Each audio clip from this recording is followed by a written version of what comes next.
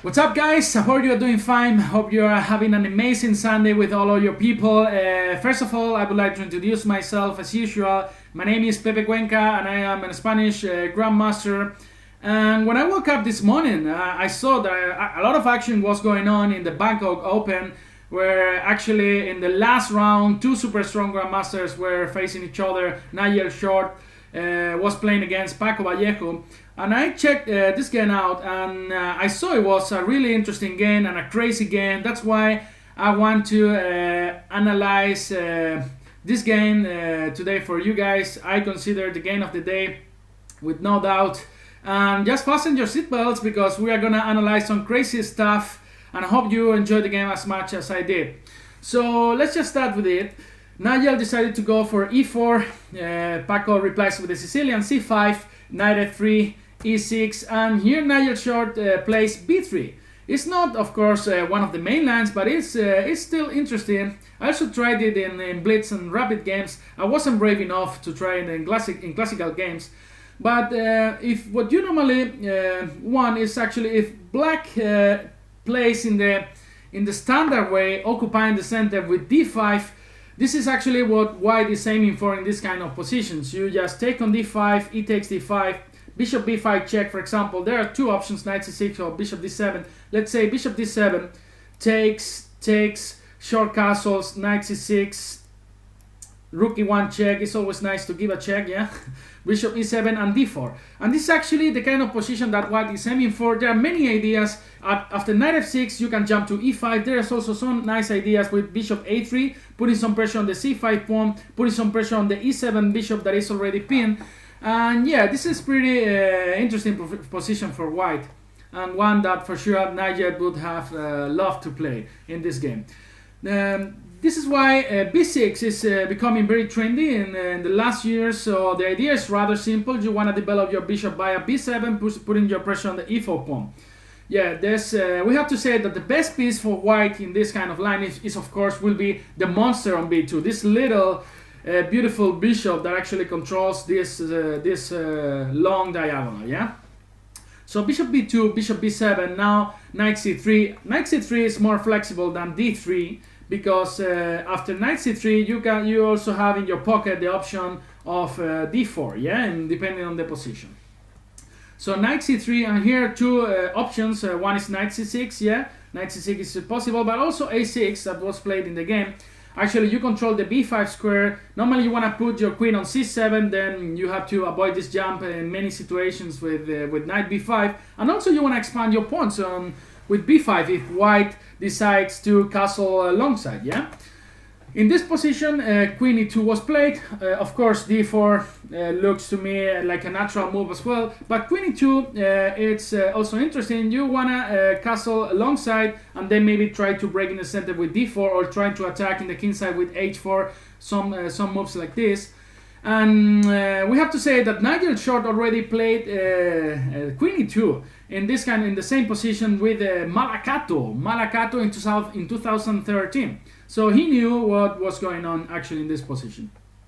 So knight c6, long castles, and b5. b5 is a pretty normal move. After king b1, we have to say that now this knight hasn't got a proper square to jump. Yeah. So knight d4 is a move that we need to consider, of course, because after knight takes d4, c takes d4, this knight actually is trapped. Yeah. Has nowhere to go. So that's why knight takes d4 is not possible. But a move like queen e3 here, I guess, is pretty good here. Just putting some pressure on the d4 knight, and black has to do something about that. So that's why knight d4 is not an amazing move. Paco decided to go for rook c8. Yeah. So of course, if he wants to jump on d4, and then maybe this file will be open later. Yeah. Still one game that was played in this with this order. We are following Antipov-Potkin in 2013. So in this game, in Antipov-Potkin, Antipov played queen e3 here, but Nigel decided to go for h4 here. It's a really interesting move. Actually, you have this beautiful bishop here, so there are some ideas related with h4, h5, and h6, and also you want to jump with g5 with your knight, yeah. Paco decides to cut these kind of ideas really fast with h5. It has an advantage, but it also has a drawback. The advantage is that you stop these ideas and then you also gain the g4 squared, but at the same time white is able now to jump to g5 with this beautiful corcel, yeah? This time Nigel decided to go for rook h3. This is a move that actually I had to analyze for 2-3 minutes because I couldn't understand the point of this move. But then I realized that the development is not that simple for white, yeah? So I mean, if you want to go now d4 in this position, you can just take everything and then something like queen c7 or queen a5 followed by bishop c5 and queen f6, knight f6, sorry. I think black is more than okay. If you want to continue something like g3, just trying to develop your last piece, then now there's a problem, because knight d4 now is a really good move. As we said, you cannot check on d4 because the knight is trapped, so then the only move is queen e3 or queen d3. Queen e3 looks more natural, and then after knight f6, really strong move, then we see the power of this g4 square. Now we want to jump to g4 and then winning a piece or material. And of course now after knight takes d4, c takes d4, queen takes d4, boom! Before really a strong move, like forcing this knight back to a4 or e2, and then after that you can just take on e4 with your bishop with a double attack on the c2 pawn and on the h1 rook. So this is not possible. That's why rook h3 is interesting, because after now knight d4 that was played in the game, you can go back to e1. You don't need to go to e3, where actually you can be hit by this knight on g4, and then you can recapture on f3 with your rook. So strange move that I couldn't understand at the beginning, but later I saw maybe the point of Nigel short, yeah. So knight f6, Paco decided to play knight f6. Now there's a threat. You actually want to go b4 and taking this guy here that is so tasty, the e4 pawn. Yeah, Nigel decided to go d3, defending this guy here. Now b4 is not really good move because you can just remove your knight here and there's no problem with the e4 pawn. d6 was played, just avoiding all this kind of e5 moves, and then you aim to develop your last piece and maybe short castles later. And now Nigel decided to go for knight e2. Actually, the most annoying piece is this of black is this d4 knight, yeah? So knight e2, asking some questions to this guy, because of course now we would love to take it. Taking directly to d4 is not a good idea, because we give this beautiful open c5 for black rook, yeah? So knight e2, e5, just holding this knight here, and c3. Finally, we want to kick this knight back from d4. Paco could have taken here on e2. I guess this is a really natural way of playing. And bishop e7, followed by short castle, some ideas with d5. I think black is more than fine here. But he played knight c6, keeping the tension and the position. And now many ways of playing. Actually, d4 was interesting in this position because knight takes d4 is too risky, and then maybe you want to go d5 followed by knight g3. For example, let's say queen c7, d5, and then the knight has to go back, and then we can follow with c4 or knight g3, aiming to jump to f5. This was an interesting attempt, but instead Nigel decided to go for knight g5. It's a really interesting move, just attacking the weakest pawn of black. It's just the f7 pawn. We used to call this pawn Facundo in Spanish. I don't know if he has a name in English. But after knight g5, you also defend the e4 pawn, and now you wanna play d4 with no risk, yeah? So bishop e7, developing the last minor piece, and d4. Now we are ready to break in the center with this beautiful pawn. Queen c7 was played in the game, and Nigel was here attacking like a beast, was attacking like crazy with f4, yeah? I think d5 was a really good try here in this position, closing the position, and after knight b8, for example, knight g3, aiming to jump on f5, forcing g6, and now something like c4. And I think white has a really nice position. Actually, the most problematic thing for black is actually I don't see any clear idea to create some counterplay on the queen side. Yeah, And there are many ideas for white here. You can try to play f4, opening this beautiful diagonal for this bishop and try to create an attack over there. But okay, Nigel decided to go f4, and this is getting extremely double-edged, as you will guys see. And after f4, of course, the drawback is now the g4 is a really nice square for the pawn. The pawns cannot go back, yeah. If I could do that, I would be a world champion, but yeah, it's not possible in chess just to go back with your pawns, yeah. And now d5 was played, forcing this knight back, knight b8. Now I see a move that actually it's really interesting, but we have to explain the meaning of that. It looks like actually you give this knight a really nice square on e5, yeah. But of course you also gain the f4 square with your knight, where you actually can put a lot of pressure with bishop e2, and of course this looks so tempting for white to play like this, because not only you are gonna attack on the h5 pawn, but there are so many jumps here on e6. The position is getting so crazy. You have to analyze so much stuff. So let's say in the game, knight b7 was played, and here is a really interesting moment. Nigel played bishop e2, yeah, forcing g6 and attacking the h5 pawn. But of course, you have to analyze knight fg6, yeah. This is a move that the first move that comes to every player mind, yeah, just sacrificing the knight, just trying to take on g7 first. So let's see what's going on here. After f takes e6, knight takes e6, queen b6, knight takes e7, king f7, knight e6. I have actually no clue what's going on here. There are so many ideas for white. You can play bishop e2, then followed by queen f2, bring another rook to f1. You can play c4. You can play c4, open this diagonal for white, but of course it's black's turn. So for example, c4 is interesting to keep this bishop a little bit sad, and rook c, g8, just to give in a route to your king to escape. The machine says is around equal, but of course it's so easy to make a mistake here in this position, yeah. So it would have been extremely interesting to see this line on the game. Instead, Nigel Short played bishop e2, forcing g6, and he went now for queen to g3. And I think actually c4 was queen g3 maybe is an inaccuracy, because you will see how Paco replied. But I think c4 again was a really interesting move, just opening this diagonal for this bishop. B takes c4, you can just take back with the bishop. There is some problems in this diagonal for black, so I think actually this was the move for Nigel. But instead he played queen g3. It's also really tempting, because in all these lines where we were checking with 96, actually the queen also can come to g6 later, yeah. So there are some ideas related with knight f7 that also black needs to calculate.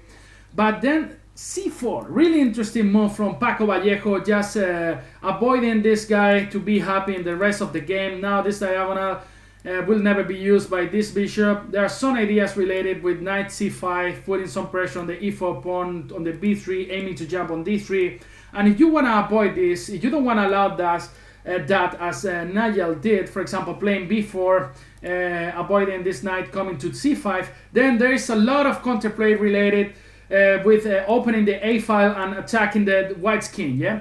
And now the play by Paco Vallejo really impressed me. So rook a8, this could look like a natural move. And then Nigel Short in the next move decided to go for rook h1. Yeah, this rook on h3 is doing nothing. Yeah, it's extremely sad there. So actually, and there is a deep idea with this move, rook h1. Let's say, for example, Paco plays in the natural way a5, yeah? a5 looks really natural. There's actually a really interesting idea, rook h f1. And after a takes b4, there's a really an amazing blow, boom! What a move, knight takes f7, yeah? And of course, you have to calculate two things. King takes f7 just loses on the spot due to knight e6, just winning this tasty queen, yeah?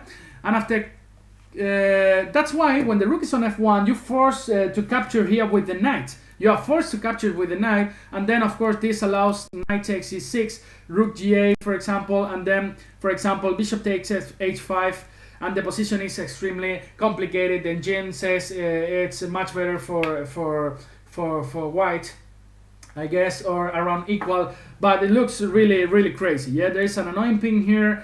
This Kim looks so weak. But yeah, this was Nigel's idea.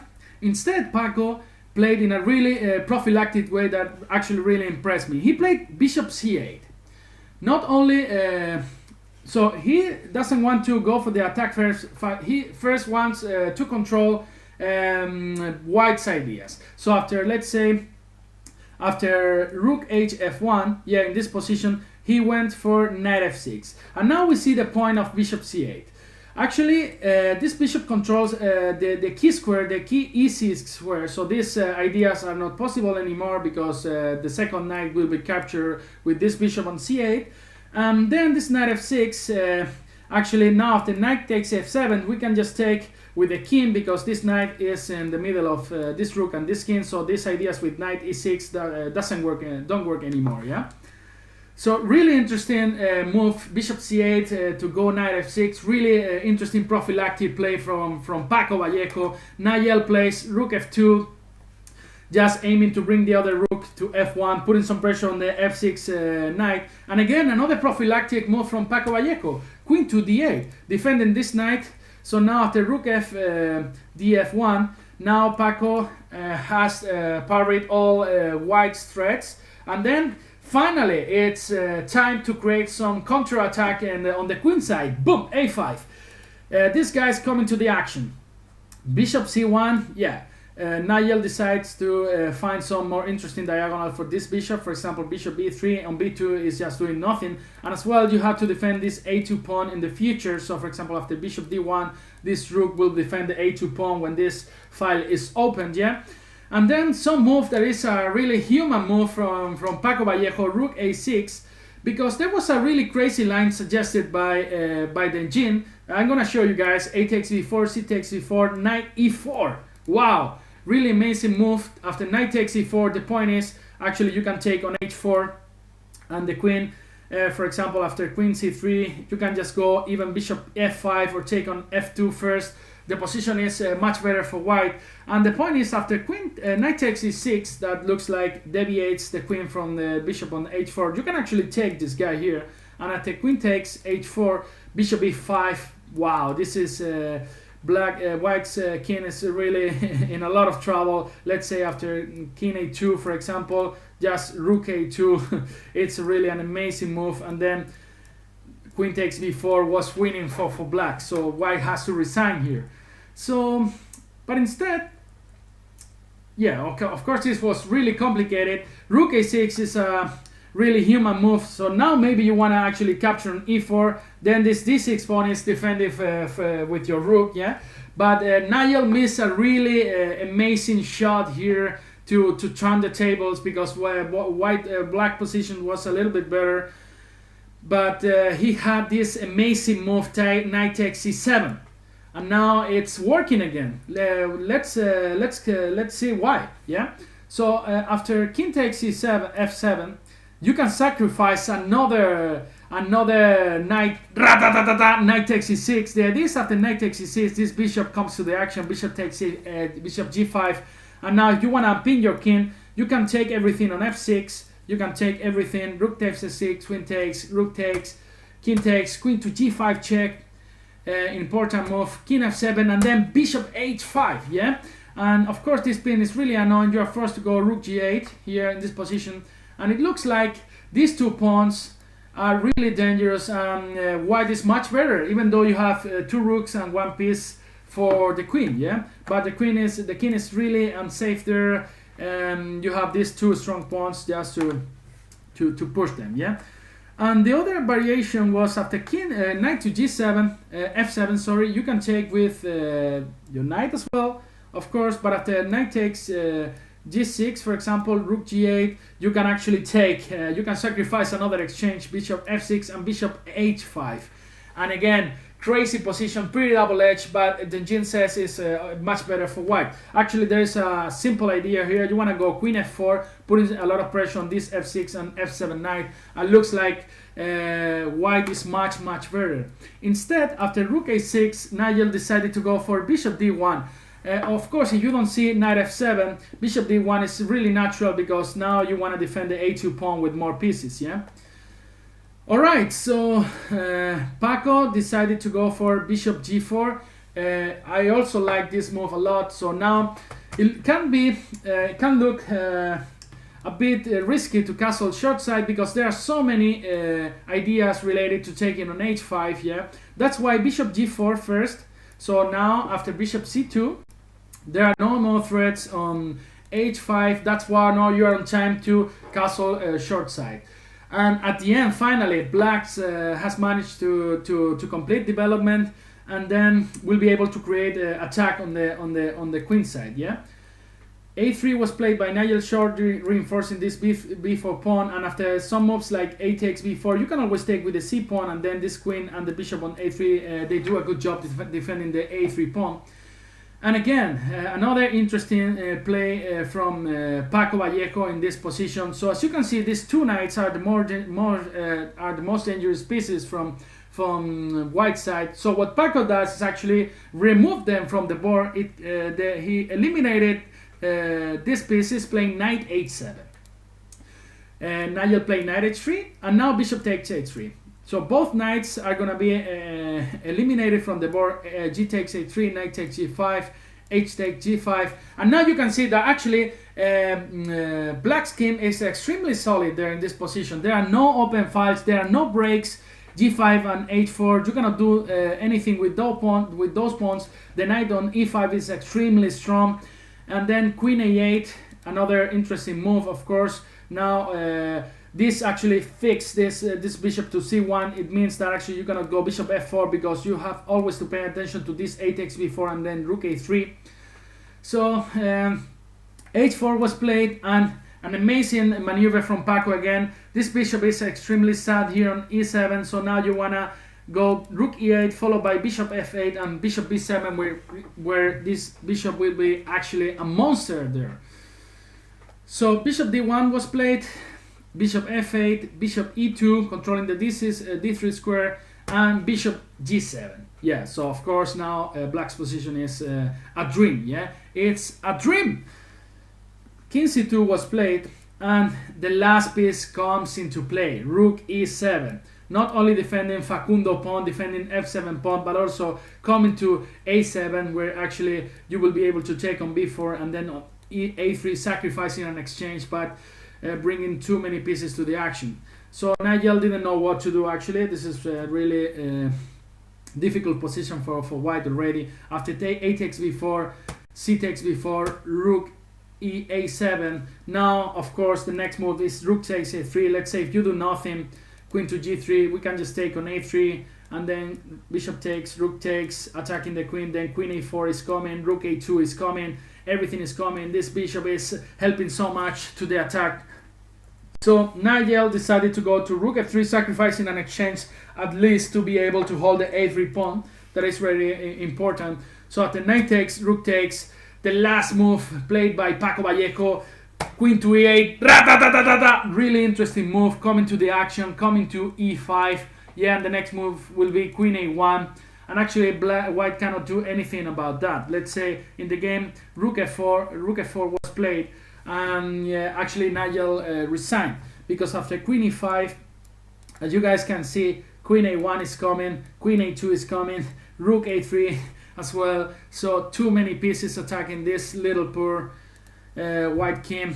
So an amazing and crazy game from Nigel Short and Paco Vallejo. I'm really glad that my friend at least managed to tie for the first place in the Bangkok Open, and it's great news for him because he's also coming back to the 27 club, and actually of course this is a great news for him. So I hope you guys enjoyed the game as much as I did. Just take care, have fun this Sunday, and see you next time. Bye bye.